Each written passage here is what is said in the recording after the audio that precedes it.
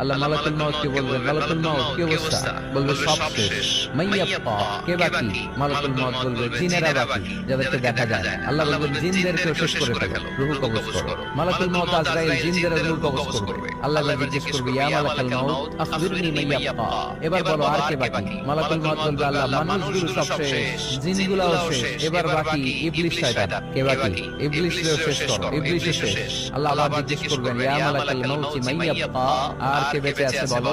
মালাকুল মাউত বলবে, আল্লাহ আপনার কথা অনুযায়ী পৃথিবীর সব মানুষের রূহ কবজ করলাম, সব জিনদের রূহ কবজ করলাম, ইবলিসের রূহ কবজ করলাম, এখন আছে শুধু ফেরেশতা। আছে যারা? যাও ফেরেশতাদের রূহ কবজ করো। ফেরেশতাদের রূহ কবজ হয়ে যাবে। এবার আল্লাহ জিজ্ঞেস করবেন, ইয়া মালাকুল মাউত আখবিরনি মাইয়াব্বা।